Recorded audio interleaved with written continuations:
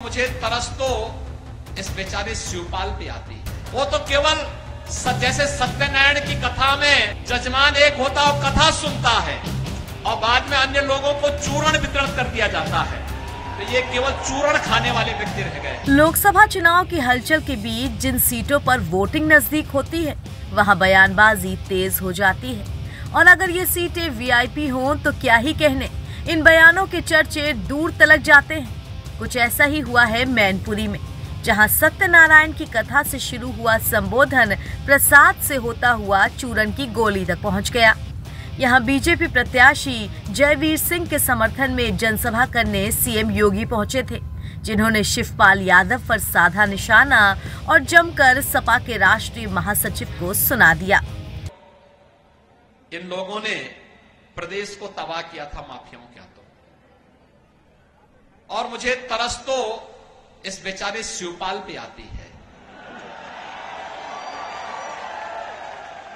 वो तो केवल जैसे सत्यनारायण की कथा में जजमान एक होता और कथा सुनता है और बाद में अन्य लोगों को चूर्ण वितरण कर दिया जाता है, तो ये केवल चूर्ण खाने वाले व्यक्ति रह गए हैं। कभी नेताजी मुलायम सिंह जी के मुख्य सिपह सालार हुआ करते थे, पूरे प्रदेश में तूती बोलती थी, और आज क्या हालत है।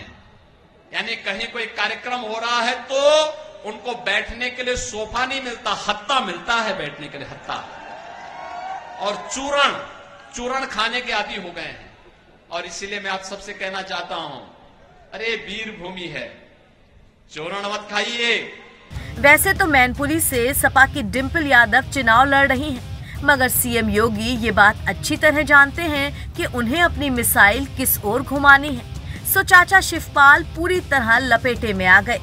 लेकिन सीएम योगी के इस बयान के बाद समाजवादी पार्टी भी एक्टिव हो गई, और शिवपाल से लेकर मुखिया अखिलेश यादव तक सबने सोशल मीडिया पर जमकर भड़ास निकाली।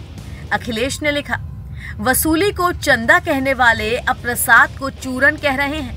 कभी ये 46 में 56 वाली उल्टी गिनती समझाते हैं। इनका सब कुछ उल्टा पुल्टा है, इसीलिए इस बार जनता इनको उलटने पलटने जा रही है। जनता सही पाठ पढ़ाने के लिए भाजपा की क्लास लगाने को तैयार है। पहले चरण का लेक्चर हो चुका है, दूसरा सबक कल दिया जाएगा। आखिरी चरण आते आते जनता इनका पूरा इलाज कर देगी। इसके अलावा सबसे ज्यादा गुस्से में तो चाचा शिवपाल नजर आए। अपनी पोस्ट में उन्होंने सीएम का वीडियो डाला, साथ ही टैग करते हुए लिखा, ज्ञानी मुख्यमंत्री महोदय, भगवान सत्यनारायण की कथा के पश्चात चूरन नहीं प्रसाद वितरित होता है। पवित्र प्रसाद को चूरन कहना करोड़ों श्रद्धालुओं की आस्था का अपमान है। जहां तक चूरन खाने वाले व्यक्ति का सवाल है, आपको पता होना चाहिए कि इस चूरन खाने वाले ने बहुतों का हाजमा दुरुस्त किया है।